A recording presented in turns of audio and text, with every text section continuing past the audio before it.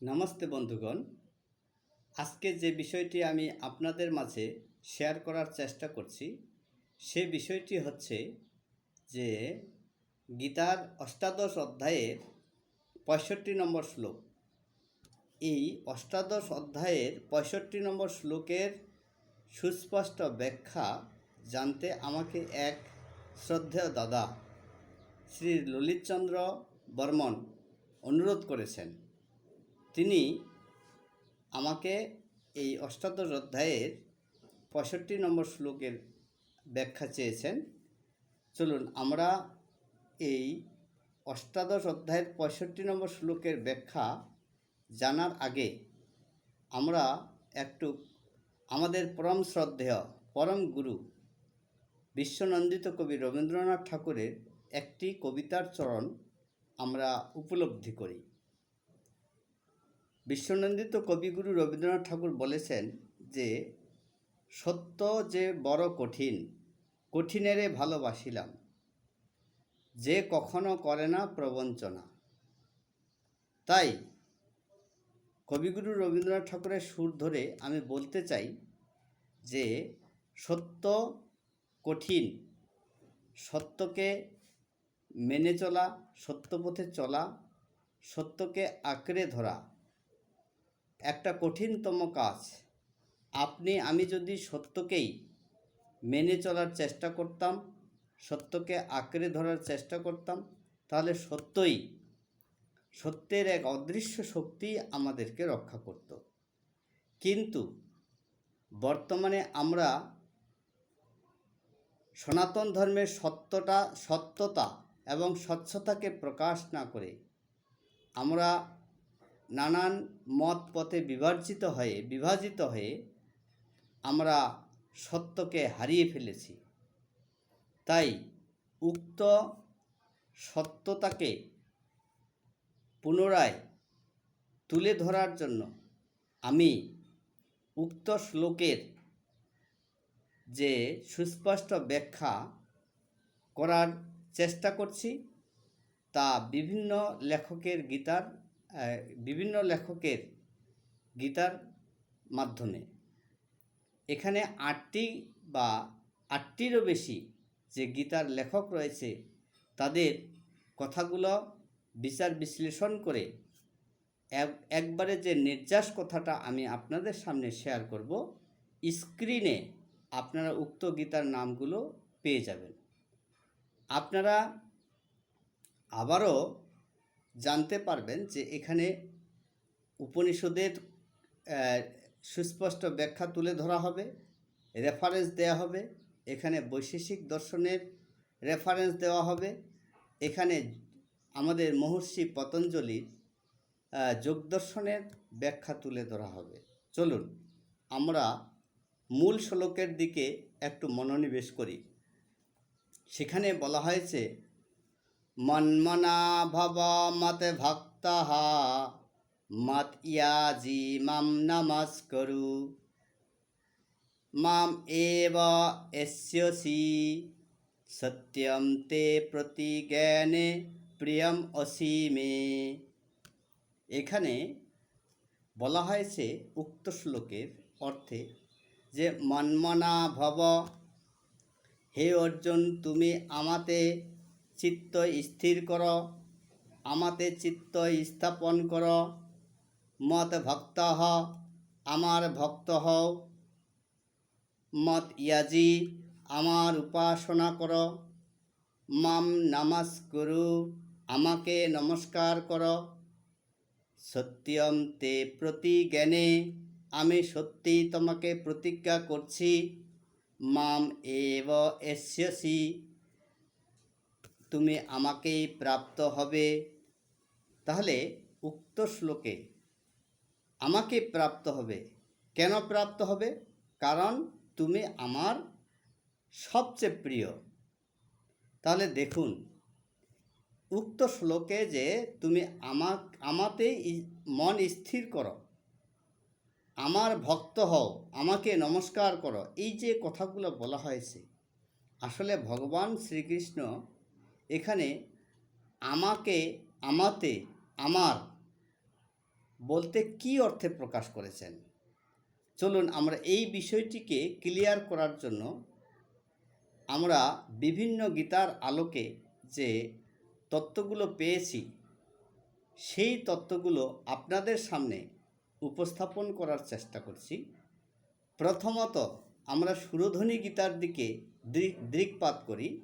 সেখানে বলা হয়েছে যে হে অর্জুন, তুমি আমাতে চিত্ত স্থাপন করো, স্থির করো। এখানে আমাতে বলতে ওখানে সুরধ্বনি গীতায় বলছে যে ওমকার রূপ ক্রিয়াতে মন স্থির করো। তারপরে প্রণব গীতায় বলা হয়েছে যে তুমি যোগাভ্যাসে প্রবৃত্ত হয়ে তমেব শরণম গচ্ছ, অর্থাৎ তার শরণাগত হও। কিভাবে শরণাগত হবে? তুমি কূটস্থে মন স্থির করো। মন স্থির করে তুমি সেই ত্রিগুণের অতীত হয়ে নির্বিকার পরম ব্রহ্মের দিকে মনোনিবেশ করো, তাহলে তুমি সেই আত্মাকে প্রাপ্ত হতে পারবে। আবার যথার্থ গীতায় স্পষ্টভাবে বলছে যে আমাকে বলতে এখানে পরমাত্মাতে মন স্থির করো। আবার জগদীশ স্যারের গীতাতেও আত্মার কথা বলা হয়েছে। তারপরে অন্যান্য রাইটারের গীতায় একইভাবে ব্যাখ্যা করা হয়েছে। দয়া করে আপনারা দেখে নেবেন, কারণ সত্যই পরম ধর্ম। সত্যকে যোজন যাচন করে আপনারা উপলব্ধি করবেন। এইবার চলুন, এখানে ভগবান শ্রীকৃষ্ণ আরও একটি কথা এখানে বলছেন যে তুমি আমার অত্যন্ত প্রিয়। এই কথাটা সুস্পষ্টভাবে ব্যাখ্যা তুলে ধরার আগে আমি গীতার 9 অধ্যায়ের 29 নম্বর শ্লোকের কথা আপনাদের মনে করিয়ে দেওয়ার চেষ্টা করছি। সেখানে বলছে যে আমি সর্বভূতে সমরূপ, কেউ আমার প্রিয় এবং অপ্রিয় নেই। তাহলে এখানে ভগবান শ্রীকৃষ্ণ অর্জুনকে সবচেয়ে প্রিয় কথাটা বললেন। তাহলে যদি পরমাত্মা ন্যায়কারী হয়, তাহলে কাউকে প্রিয় বললে তার প্রতি ন্যায় করা হলো, আর কাউকে অপ্রিয় বললে তার প্রতি অন্যায় করা হলো। তাহলে একজন ন্যায়কারিত্ব নষ্ট হলো নাকি? তাহলে ন্যায়কারিত্ব নষ্ট হওয়া অধর্ম নয় কি? এই যে বিষয়গুলো হচ্ছে পরস্পর বিরোধী কথা। এই পরস্পর বিরোধী কথাগুলোকে সমাধান দিতে গিয়ে আমি মহর্ষি পতঞ্জলির যোগ দর্শনের সহায়তা নিচ্ছি। তিনি পতঞ্জলির যোগ দর্শনের প্রথম সমাধিপাদের 2য় সূত্রে সুন্দরভাবে বলেছেন যে একজন যোগী যখন যোগস্থিত হবে তখন তিনি সম্প্রজ্ঞাত এবং অসম্প্রজ্ঞাত 2 প্রকারের যে সমাধির কথা সেখানে বলেছেন। এই 2 প্রকার সমাধির মধ্যে অসম্প্রজ্ঞাত সমাধিকে বলা হয় নির্জীব সমাধি। অর্থাৎ তিনি যোগে স্থিত হয়ে একমাত্র পরম ব্রহ্ম পরমাত্মার কথা চিন্তন ব্যতীত অন্য কোনো চিন্তন তার হৃদয়ে স্থির হয় না। তখন তিনি সেই সকল বিশ্বের সকল ভূতের আত্মাকে এক আত্মা বলে স্বীকার করেন। সেই এক আত্মাই হচ্ছে সমস্ত বিশ্বের বিশ্বাত্মা, সেই এক আত্মাই হচ্ছে পরমাত্মা, সেই এক আত্মাই হচ্ছে প্রণব ওম। তাহলে উক্ত যোগ দর্শনের মাধ্যমে আমরা সুস্পষ্টভাবে প্রমাণিত করতে পারি যে এখানে সত্যিকারে সেই আত্মা বলতে, সেই আমাকে বলতে আত্মার কথাই বলেছেন। শুধু তাই নয়, কট উপনিষদেও যে এখানে ভগবান শ্রীকৃষ্ণ অর্জুনকে সর্বাপেক্ষা গুহ্যতম কথা 64 নম্বর শ্লোকে বললেন যে হে অর্জুন, আমি তোমাকে সবচেয়ে গুহ্যতম কথা তোমাকে আমি বলবো। তাহলে এই গুহ্যতম কথা আসলে মূলত কি? এই গুহ্যতম কথা ভগবান শ্রীকৃষ্ণের কথা নাকি বেদান্তের কথা, সেটা প্রমাণ করতে গিয়ে আমরা কর উপনিষদের 1 অধ্যায়ের 3 নম্বর তৃতীয় বল্লীর 17 নম্বর শ্রুতির সহায়তা নেব। সেখানে বলা হয়েছে ইয় ইমম পরমম গুহিম, অর্থাৎ এই গুহ্যতম কথাই হচ্ছে পরম, বেদান্তের কথাই হচ্ছে পরম গুহ্যতম কথা। শুধু তাই নয়, তিনি শ্বেতাসত্তর উপনিষদে, এখানে বলা হয়েছে শ্বেতাসত্তর উপনিষদের 6ষ্ঠ অধ্যায়ের 22 নম্বর শ্রুতিতে বলা হয়েছে যে এখানে বেদান্তে পরমম গুহিম, অর্থাৎ বেদান্ত হচ্ছে পরম গুহ্যতম কথা।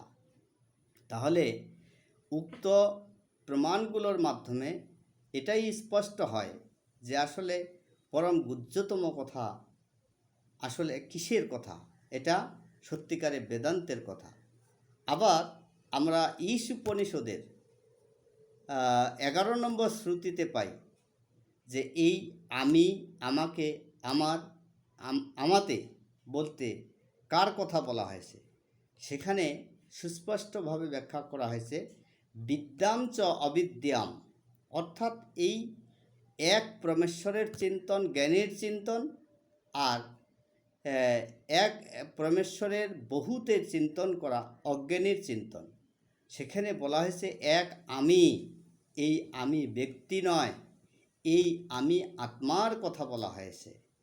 আপনারা সুন্দরভাবে সেই প্রমাণগুলো প্রমাণ করে নেবেন এবং এক সত্যের দিকে আসুন, সত্যকে পালন করুন, সত্যকে লালন করুন, সত্যকে ধারণ করুন।